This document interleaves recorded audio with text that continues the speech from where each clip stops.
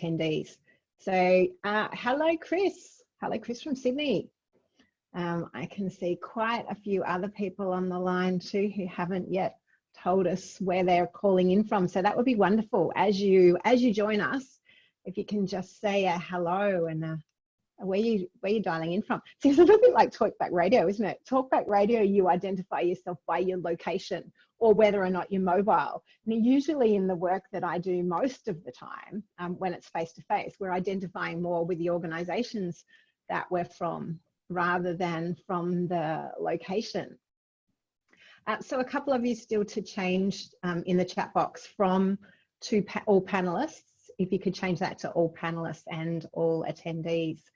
Hello, Doug from Latrobe Valley. I'm looking out the window here at the moment. It was really bright and sunny and now it's cloudy. So I don't know what it's like. I'm just up the road. Hello, Halia. Wonderful to see you. Lisa, Simon. Who else has just come in? Chris, we've already said hello to. Agata. And others who are joining us. Thank you so much for doing so. And I think, given that it's 12:30, we might get started. Oh, and Jacinta, I just realised we were going to play music. I always start my workshops with music, and so we had the music all set up to play, and we forgot.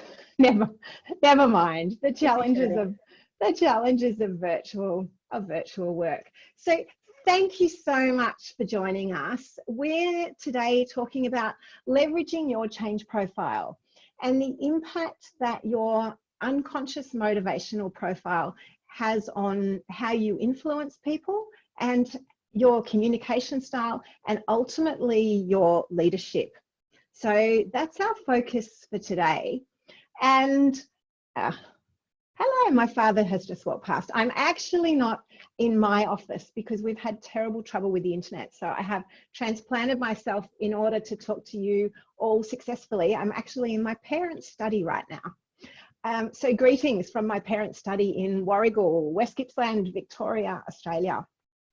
So I speak on fearless leadership. I work with leaders on fearless leadership. So if you think about the bigger picture context for us, that's fearless leadership.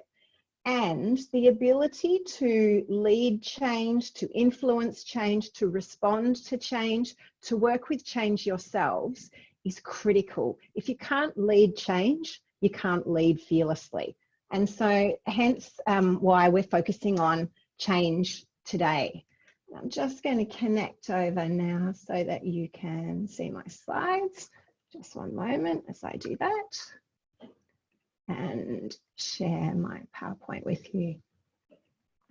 So a little bit of Zoom hygiene just before we get started. And I think that the more we do this, the less this will be needed. But I know there are still one or two people on the call who are new to Zoom. So welcome.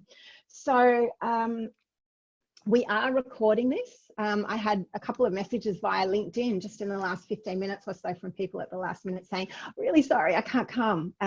Will you record this? Can you send me a message? So we are being recorded. Jacinta, who works with me, and Cheryl are both on the line to support if we need it.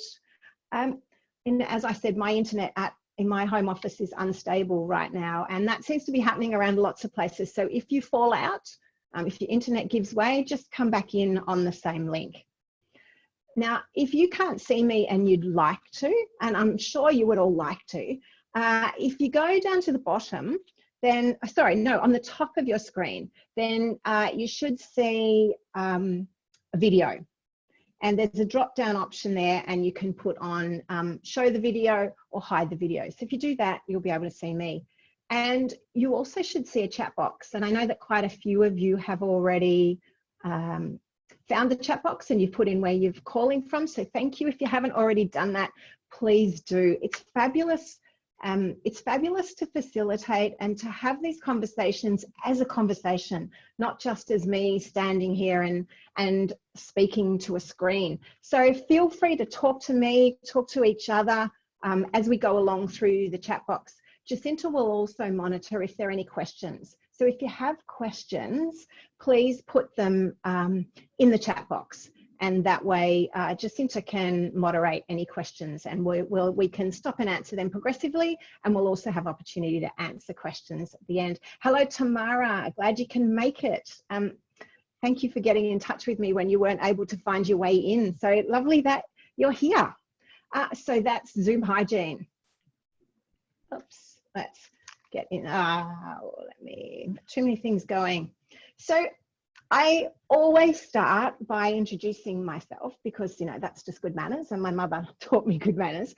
And I know that I know so many of you, so I thought, let's do something a little bit different today. So I thought I'd just tell you about some of the many hats that I wear or the many roles that I have. So the first one, and these aren't in order of priority, the first one is I'm an author. So I write books on leadership. Now, I speak on leadership. Most of that speaking right now tends to be in a format like this. There's more online than there is on stage right now. And then I work with leaders. I typically work with 3 or 4 leaders at a time, one-on-one. And most of the work that I do is with leadership teams, developing fearless leadership. And yes, I do have a magic wand, and it is very powerful. Another role I have is as a learner. You know, I'm a major, massive, committed learner.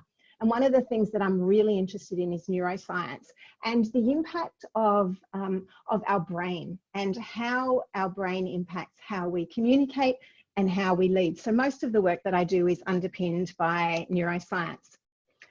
Another identity that I have, or role that I have, is as a country girl. I was delighted to move my whole family to West Gippsland at the end of last year after about 30 years being in Melbourne. So it's wonderful to be back in the country. So I'm a wife, I'm a mother. At the moment, I'm also an amateur zookeeper. We have a horse and a dog and cats, and actually I've just realized I've still got my glasses on. I can take them off. And when I arrived here, my mother said to me, "Oh my goodness, you've got a black eye. You know, you're going to have to mention that because people are going to wonder. You know, she's going to be thinking, why has she got a black eye?" So yes, if you can see it, I do have a black eye, and that was courtesy of Chief, the horse in the picture. I was riding him on Tuesday, and a very loud flashing lights tractor went by very quickly, and Chief got a fright and reared up. So I put my arm around his neck, partly to stay on and partly to reassure him. And somehow the back of his neck connected with my chin. And so now I have a beautiful black eye. As of yesterday, another role that I have, and I know, no, Chris, there are no tigers, or if there are, I haven't found them yet. Another role that I have is that of part-time teacher. So just as for many of you, homeschooling started for me yesterday. So this is me with Jessie and Mythi, and we were having a lunch break yesterday and going for a walk on the farm. So some of the roles that I have, and I'm curious, what about some of the roles that you have? I'd love you to just pop in the chat box as you think about your role. What are some of the roles that come to mind for you?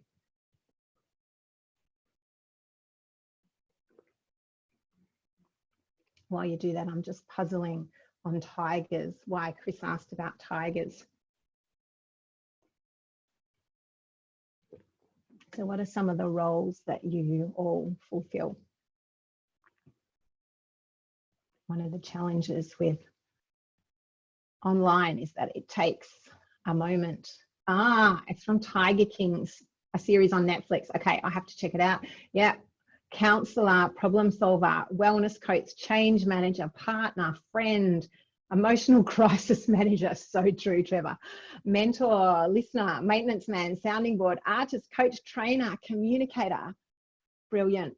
So lots of different roles that we wear. And I think one of the things about working from home is that those roles are somehow, at least for me, they feel more crunched. So Craig is a coach and a trainer, as a school president. Very important role, Sally. I'm imagining there's quite a few decisions that you're needing to make right now and conversations perhaps you never thought you would be having. So all of those roles all require leadership. You know, whether I'm thinking about my role as a part-time teacher at home, whether I'm thinking about my role as a trainer running a business, or as a mother, they all require leadership and they all require change. And I don't know if you think back to the olden days, like, 4 or 6 weeks ago, given the amount that change is moving right now. So thinking back to the olden days when some of us thought, yep, there's a lot of change coming up ahead and I need to think about how do I manage that. Others of us were thinking, okay, this is just, there's change after change after change. I'm in an industry that's changing, my organization's changing. I'm trying to change my own style as a leader. So much change, I feel a bit like I'm being bowled over. I feel a bit change fatigued.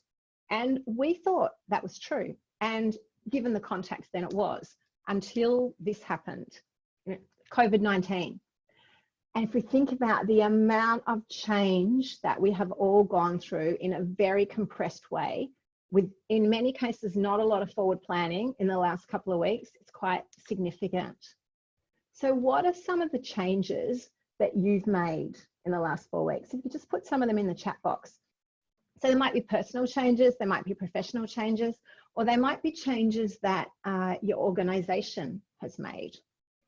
So when I think about some of the changes that I've made, and I've taken on the role of teacher, I'm having to share my house and my office space with the rest of the family. We're struggling for internet.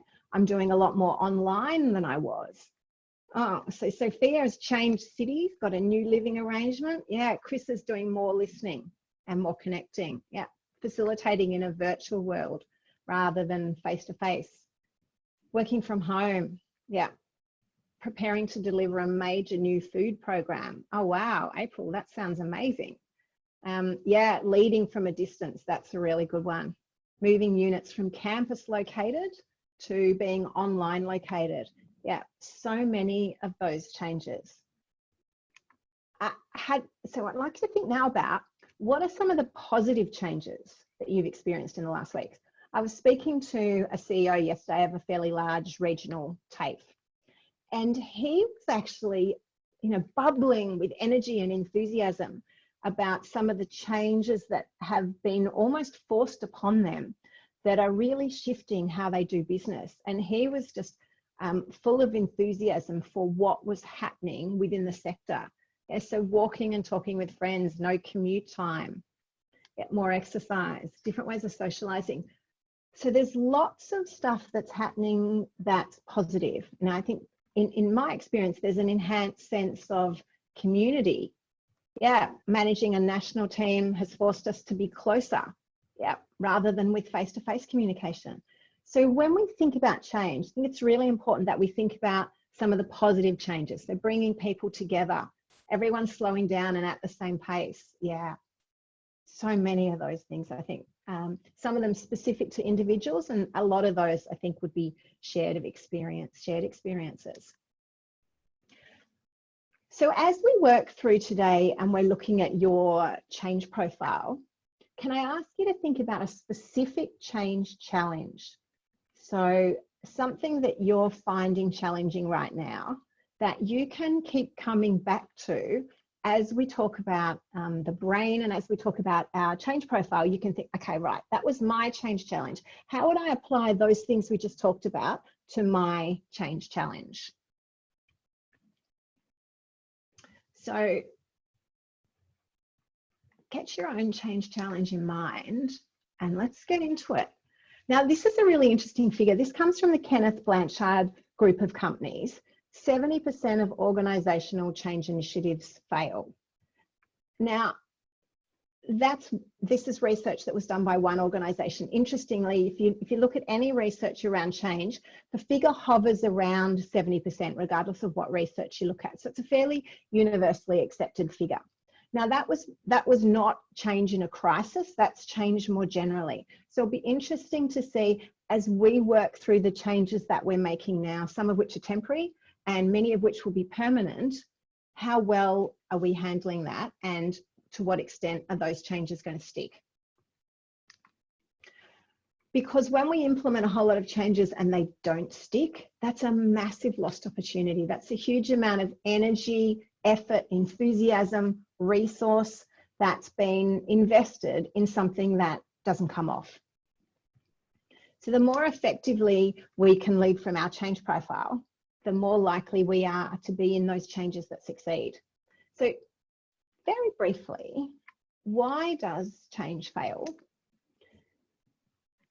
But our brain gets in the way. Our brain is wired for repetitive thinking. Our brain is wired to do the same thing that we did yesterday, today, and to plan to do that tomorrow. It makes it easy for us to do the same thing repeatedly. So our brain processing, evolutionary, we're wired against change. We get in our way. If we don't understand our own change profile, then we're not able to motivate ourselves around change, and we're certainly not well equipped to lead other people through change. So change fails because our brain gets in the way, we get in the way, and then they get in the way, our stakeholders and the people that we're trying to influence. So let's think about the brain and how can we lead by leading the brain. If you've done any work with me before, and some of you on the line have, you'll know that I often talk about the key organizing principle of the brain is that we want to move towards reward and away from threat. So anything that's happening, our brain is making a very quick, is this a reward? Is this a threat? How do I want to respond to that? And if it's a threat, and the brain perceives this not just as a minor threat, but a major threat, then that's when the term amygdala hijack comes in. So the amygdala is a little piece right at the base of the bottom, the back of the spine. And it's responsible for the flight, fright, freeze. I have to concentrate really hard to say this. The flight, fight, freeze response. So that's the, this in evolutionary sense, the saber-toothed tiger comes into the cave and we don't say, oh, I think there's a threat. A tiger, there is a tiger. I knew there'd be a tiger somewhere. There is a tiger. So there's a tiger here. What should we do? We don't sit around and talk about that. We just go into, right, do we fight? Are we gonna, together, can we overwhelm this tiger? And are we gonna flee? Or are we going to freeze? Are we going to stay really, really quiet and hope that the tiger doesn't seize us and goes into the cave next door and gets those dudes? So this is the amygdala hijack. Now, the sorts of changes that we're leading and the sorts of changes that we're needing to bring in response to the crisis that we're in right now, most of those are not flight, fight, freeze responses on an intellectual level. And yet we often experience that. So if you've at any time in the last couple of weeks felt a major sense of overwhelm, like actually there's too much going on here and I don't know how to deal with this, then that's quite likely to be an amygdala hijack. Not helpful. So the more we can do to calm down our brains and to calm down the brains of the people around us, then the more effectively we can lead through change, because the anterior cingulate cortex is the part of the brain that's responsible for error detection or pattern detection. And in pattern detection, then error detection. So that's the part of the brain that says, okay, change, warning, warning, warning, because certainty is a reward response for the brain and uncertainty is a threat response. And I talked more about this in one of the earlier webcasts, the 3 keys to maintaining fearless leadership in a crisis. So if you missed that one, let me know and we'll send you a link to it, because I talk more then about uncertainty. So uncertainty is a threat response to the brain. And there's lots of uncertainty right now. So, Simon, I'm just looking at your comment. You don't think that any of the changes have been negative. They might have been different and possibly difficult, but they brought lots of initiative. Absolutely, it has. Whoops, need to go back to that. Absolutely, it has. And yet it's still changed. There's still this little error detection warning going off in the brain saying, this is different. How do I deal with this? How do we deal with this? So what can we do? So we're going to do a bit of chemically enhanced change. So we can take advice from, Lance Armstrong, or I might get a few people dropping off the line here, but Essendon Football Club, or if you're in Sydney and New South Wales, I think the Cronulla Sharks have all tried chemically enhanced success. And that's available to us too as leaders, but not through a little vial or a pill or an injection, but actually through our leadership style, through the way we engage with people. Dopamine is a neurotransmitter it's a happy chemical. So when dopamine's present, then we feel calmer, we feel more cheerful, we feel more relaxed, we feel more resourceful. And dopamine is present when we feel connections with other people. It's associated with the brain's reward response. And we get a little hit of dopamine when we have an anticipation. So when we're expecting something, and then that anticipation is met. In other words, when we have a hope of certainty and that certainty happens. So how can we bring more dopamine into, without the need for vials and syringes, into our leadership? So this is about providing certainty wherever you can for people around you. And we'll talk more about that when we talk about sameness later in this conversation. So what structures can you put around people? What information, what advice can you give people so that they have a sense of, okay, I don't know all this other stuff, but this bit is certain. So I'm going to focus on the bits that I do know, focus on certainty. The other chemical enhancement that we can draw on as leaders is oxytocin. Now, oxytocin is also known as the love drug, hence the image. Oxytocin is emitted when we're in the presence of people we trust. So if I'm having, I'm going to have a difficult conversation. I'm going to have this conversation with you, Kelsey. So Kelsey and I are going to have this difficult conversation. And there's lots of uncertainty and I feel quite anxious about this. But the good news is that I trust Kelsey. So because I trust Kelsey, my brain is releasing oxytocin. So that's going to calm me down. We don't have amygdala hijacks that I talked about earlier when we have oxytocin. Conversely, Simon also has to give me some tricky messages. Now, Simon, I don't trust quite so much. In fact, don't trust him, don't like him. When Simon gives me these messages, then my threat response is going to be elevated significantly. And I'm sure you know this intuitively when you think about how much time are you investing right now in maintaining relationships. And a lot of that is what came out when I talked about what are some of the positive things, the positive changes you've seen. We're investing in relationships. And when we've invested in those relationships, there's greater levels of trust, more oxytocin. When people are feeling included and connected and happier, there's more dopamine, and we're much more able to help people through these challenging times. A little bit of a quiz here. Let me see, can I bring up a quiz? Let me see, it's got my second, yeah, here we are. So I'm just going to launch a poll here and you'll see how this relates in a minute.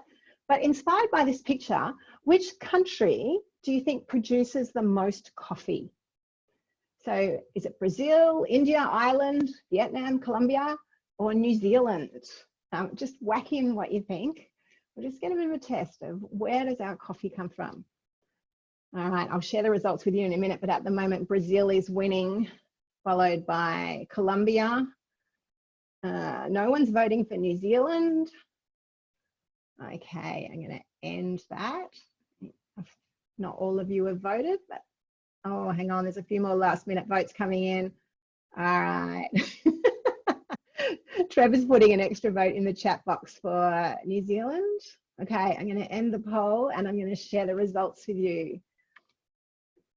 Can someone just put in the chat box, or just enter if you can tell me, can you see the poll results there? You should all, great, thank you. Yeah. And beautiful, thank you. So in fact, you are correct. Brazil is the largest coffee producing country in the world. And then who's the second? Well, according to you, Colombia, but actually, that is not correct. Vietnam is, take that away. Vietnam is the second largest coffee producing country in the world. And it produces one of the most expensive coffees in the world. So who knows who this little dude is? Have you got any sense of what creature this is? And no, it is not a tiger. So just, and he's not actually part of my menagerie. So that might give you a clue. He's not an Australian animal. Any idea of who this is? Yes, Trevor, you've given it the correct technical name. Yep, the civet cat poo coffee. Yes, this is the palm civet, or the I don't know how you say that, Trevor, the kopi luwak, which is its I think that's actually its Indonesian name. Yes, you are correct, Craig. He does like coffee. So what the palm civet does, otherwise known as the weasel, so what the palm civet does is he's a coffee connoisseur. So he sniffs around amongst the coffee plants and he chooses the very best coffee beans and he eats them. Well, thank you. Simon says the coffee tastes quite good. He knows where this is going.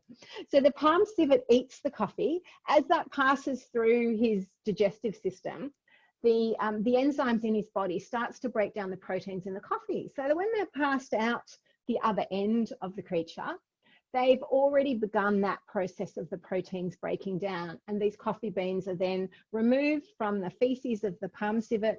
They're cleaned and they're processed, and they're turned into weasel coffee, which is one of the most expensive coffees in the world. And according to Simon and a few other people who I've also told this story to, the coffee actually tastes very good.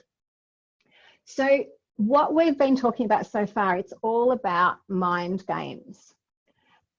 Are your changes expensive aromatic coffee, or do they just taste like shit?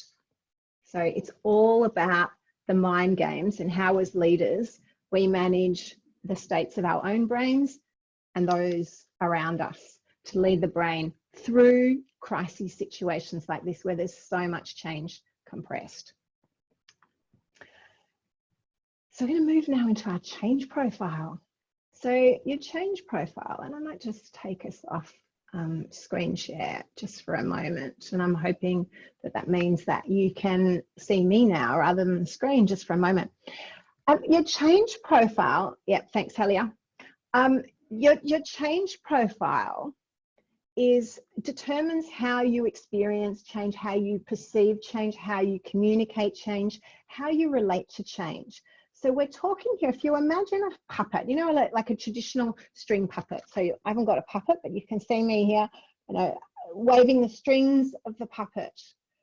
Down here, we see the action of the puppet, but it's the strings up here that are controlling it. And that's what your change profile does. It determines what you filter in and what you filter out of your experience.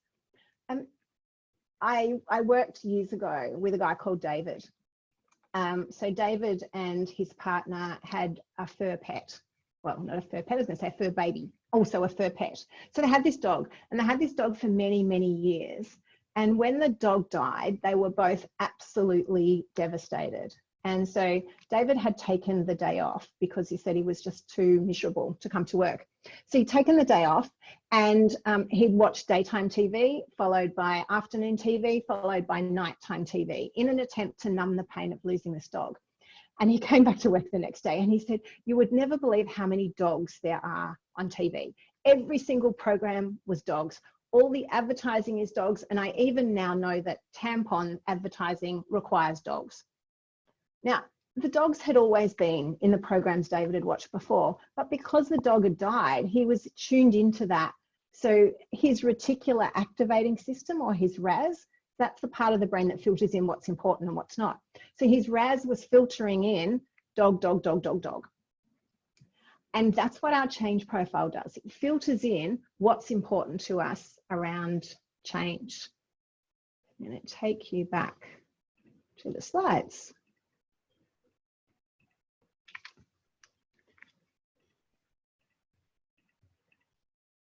So there are 3 change profiles, and this is a preference. This isn't an ability, and it's not fixed. So it's a preference. So there's the stabilizer, the evolutionary, and the revolutionary. So tell you first a story about an auditor in Brisbane. Now, this guy had worked for the second largest accounting firm in Queensland. It was a big accounting firm for a long time. And he worked in the community banking space. Now, for many years, the community banking sector had been very stable. And within his accounting firm, it had been very stable. He was a partner, loved his work, was highly motivated. Now, there were significant changes across the community banking space at the same time as the partners voted to review how they dished out the work within the practice and how they ran the practice, and in fact the whole organisational structure of the practice. So this auditor had changes going on at the outside industry level and also within the practice. And he said to me, I can sit around the table and I listen to these conversations, and intellectually I know that what we're talking about as a partnership group is good for the practice, but I can't stay in the conversations and I can't stay motivated. I'm just not interested in changing. And so he was a stabilizer. So stabilizers are filtering for what is going to stay the same. They're motivated when things are stable, when we can protect the status quo, when they know exactly what's going to happen today and tomorrow, and we honour the history and the tradition of how we've been working. Stabilizers will typically stay motivated in a role for 10 years or more. If you move them frequently in roles, they'll become demotivated and potentially quite anxious. They're happy and motivated in the same role for long periods of time. And we'll hear them, this is a linguistic process. So we hear it in the language. So we hear stabilizers talking about things like, we need this, this is stable, now this is predictable, this is the way we've always done it. What's going to stay the same when we do this? When we think about this thing and that thing, how are these things the same? So that's what we're going to hear from stabilizers. Now, we need stabilizers. We need people in many roles where they're comfortable and motivated to stay performing in the same role for long periods of time. So we need stabilizers. The downside is that stabilizers sometimes seem to others to be resistant to change, and may find it, even when they're not feeling resistant, may find it really hard to make some of the changes that we're asking of them. So some of you might be identifying with that. This is Linda, and Linda was leading a major reform in a big metropolitan hospital. And this was a continuous improvement project, and it was about putting the customer at the centre of the work. Now, Linda had been brought in by the CEO, and so her work was endorsed by the executive team and by the board. When I met her, she was so frustrated because she was struggling to motivate and struggling to communicate with nursing staff and medical staff who didn't want to change, who believed that what was there was working and they wanted to maintain the status quo. And she was really struggling to influence them. At the same time, she was also quite concerned about a couple of the executives, two of them, who she felt were quite maverick and who wanted to make really big, significant change that she thought was dangerous, because the continuous improvement way was the way that she believed was going to get the success in the long run. So Linda's an evolutionary.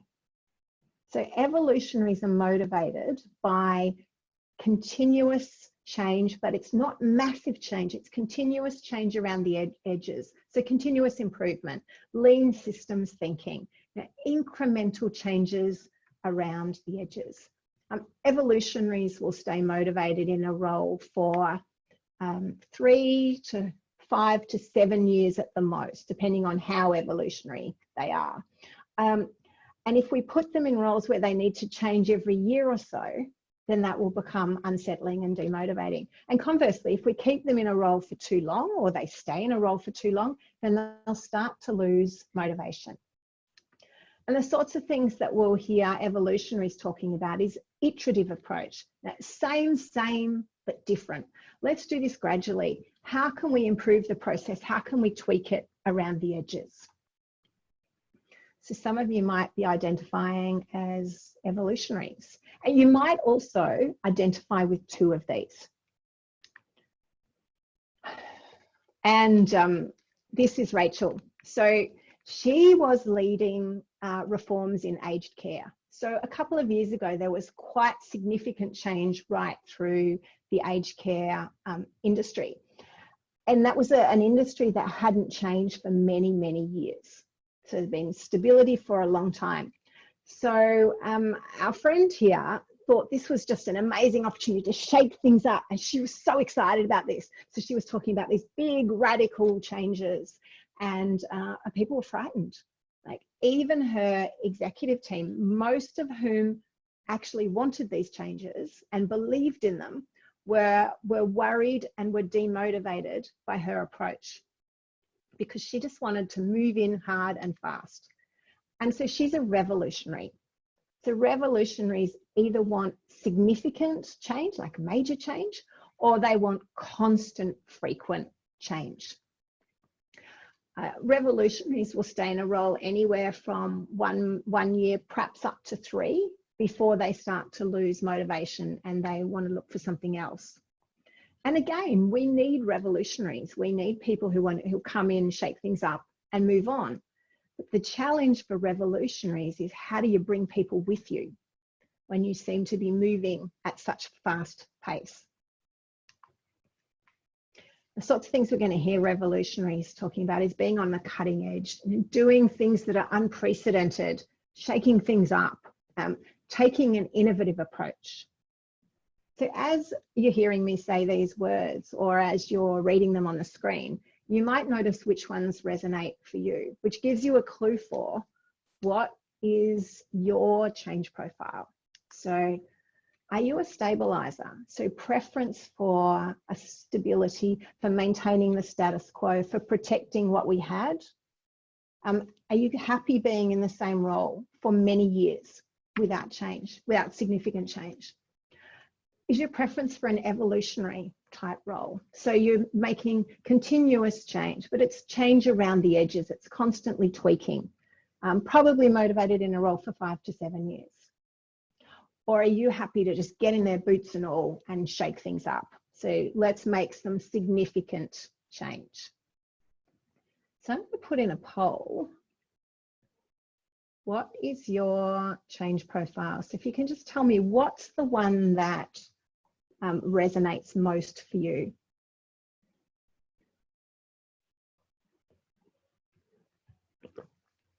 None of these are wrong either. We need all of them. And even in times of high change like we have now, we need all of them.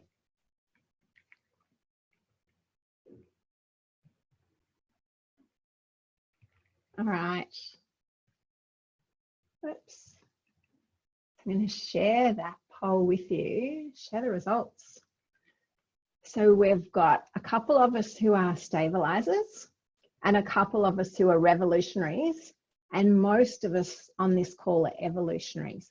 And that fairly much reflects the community generally. You might be in an organisation that has a strong preference. So not only do we as individuals have preferences, but organisations or parts of the organisation will have preferences as well. So if you're an evolutionary, you might be thinking about working from home as the same as I'm working now, but a bit different because I'm doing more online. Or, you know, the same as now, but I'm not with my team, so that makes it a bit different. Whereas if you're a stabilizer, you might be thinking about working from home as, I am still doing the same work. I still report to the same boss. The deadlines that I work to are still the same. And if you're a revolutionary, then you might be thinking about, oh, this is fantastic, because this is an opportunity, as was the CEO that I spoke to yesterday, this is an opportunity to really shake up how we're working. I'm going to get rid of that poll.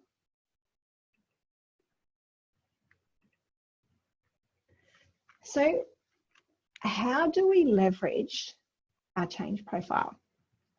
So firstly, we need to know what our change profile is. And we will send to you afterwards a white paper on leading change that sticks, which takes you through each of these 3 profiles, in case we went through a bit quickly today and you weren't quite sure. So the first thing is you need to know what your profile is. And then the second thing is you need to build your change flexibility. So we need to be able to think about, for every change, what will stay the same? What will be tweaked? You know, what are we adjusting, which is the evolutionary, and what's completely different?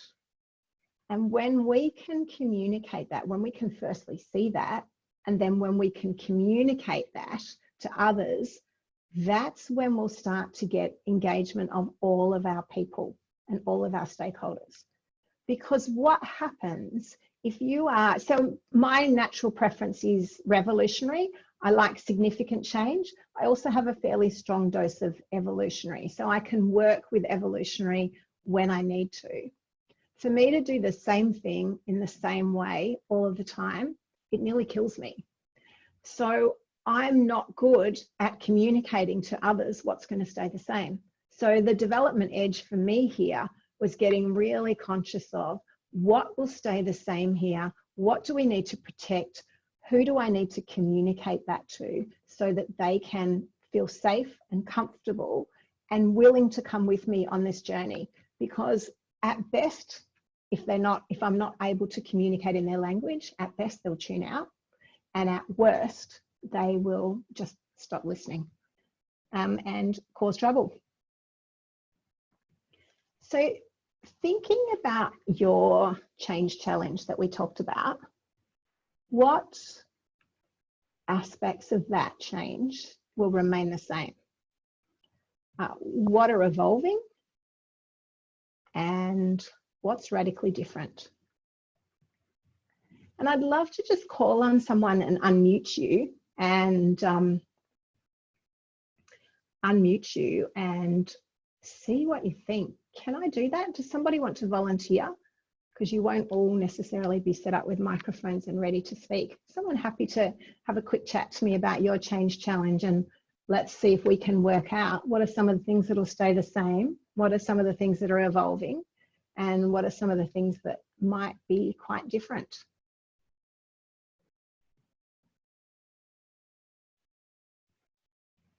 I'm just waiting for someone to say, pick me, or yes, I will.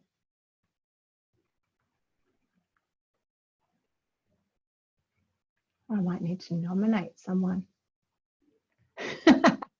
Chris, thank you. Pick me. A few people saying no microphone. Okay, Chris, now I need to find you on my list here. Let me do that. Chris, okay. And then it's lovely having all this power. Then I just say allow to talk. Whoops. Why can I not do that? Where's my, oops. Self. Hello, Chris. Hello. So tell us, what's the change? What's going to stay the same? What's evolving? And what's going to be different? Well, I think what's staying the same for me is what I do, what I know my skills are, and kind of how I contribute to the world. That's a kind of, it feels like it's a constant. Absolutely. I think what's changed is the world out there. It's changed quite dramatically. I think the way people feel about themselves has changed, because they feel perhaps more threatened, more isolated, more uncertain about the future. So that I think that's almost a step change. What's evolving is the way I'm delivering to that, and I'm delivering it still very much live and face to face. It happens to be through a computer rather than literally in the same room. But, I get that. And I'm evolving the way I do that, and learning as I go. So those are the three things. What I do is staying the same. Yeah. What's changed is the world out there and the way people feel, and what's evolving is the way I connect with those people and deliver what I do. Yeah, that's beautiful. And the way you said what's staying the same is what I do. Another way of thinking about that is your purpose. And that's, I think, one of the very strong things for us to tap into now as leaders and help people to stay stable through all of this change is what's our purpose? What's our purpose individually? What's our purpose as a team? What's our purpose as an organisation? And that does stay the same. Thank you, Chris. Thank you, Corrinne. I'm going to mute you now, or maybe I can get you to mute yourself. Yeah, because my My mouse is not playing nicely. Ah, there it is. So have we got time for questions? We are officially out of time, and I'm really happy to stay and answer questions. So I will, I'm very happy to stay and answer questions, and I would love your feedback. I operate from a feedback frame, and you know, as Chris just said, whilst most of us who do this kind of work, we're used to working virtually, we're not used to working virtually quite in the same way as we are now. So would really appreciate your feedback on what resonated for you today in terms of change, leading the brain and your change profiles. Yes, thank you, Helia. Feedback is part of my continuous improvement frame. So would love your feedback on what's resonated for you and on how we've done today. We're also, as you're thinking about your feedback and putting that into the chat box, so thank you in advance for that. We'll send out a couple of resources to help you. So we'll send out the white paper Leading Change That Sticks. That takes you through the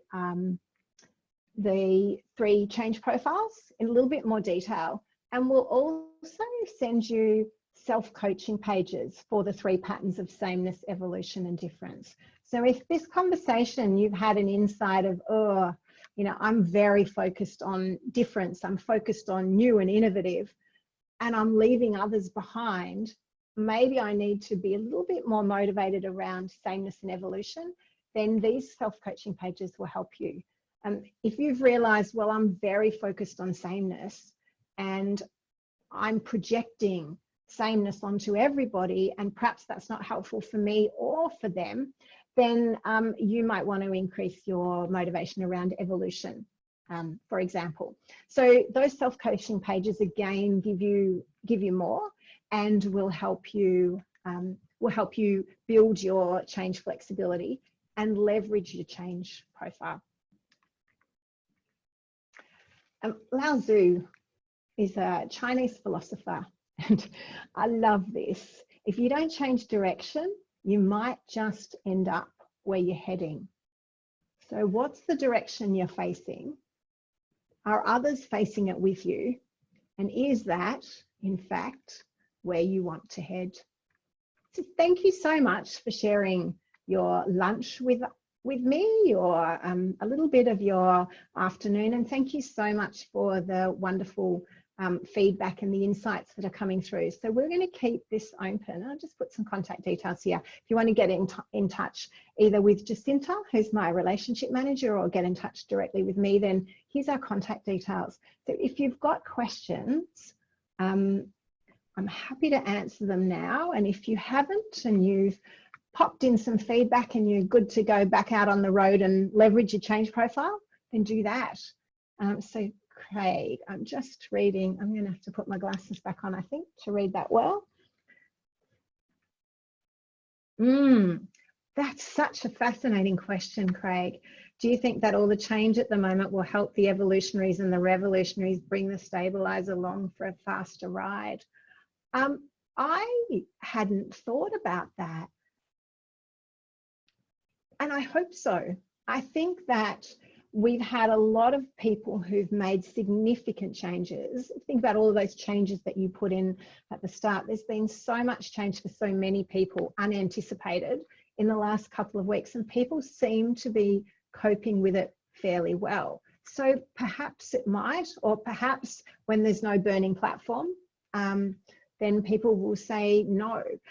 My hope is that we've been forced to make some of these changes temporarily, that we will work out in that what are parts of these changes that we like, that are really useful, and we'll hold on to them, and what are the things about the way we worked before that we want to re-embrace as quickly as we can when all of this is over.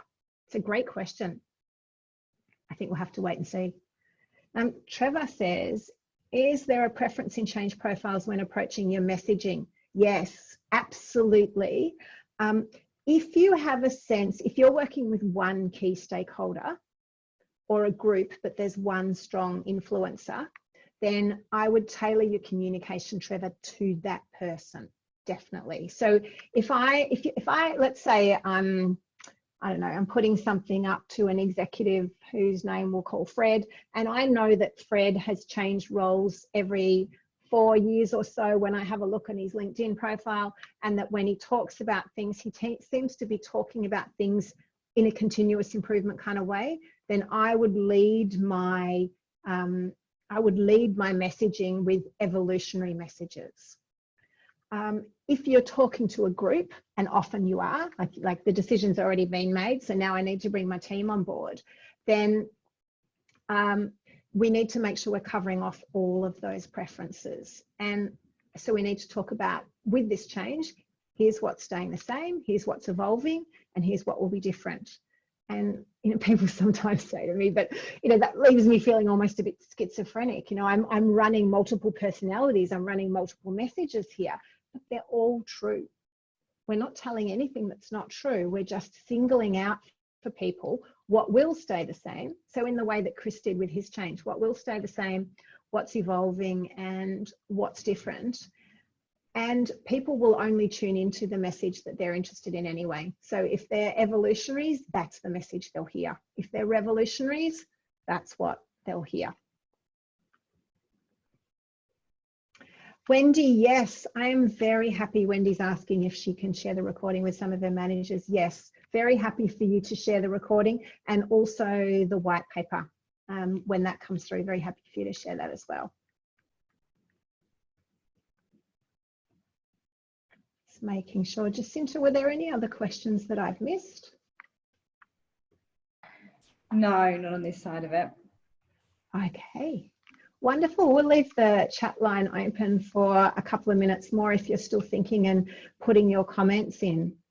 So we'll keep the chat line open. So thank you so much as you put in your comments and head on your way to leverage your change profile. Thank you.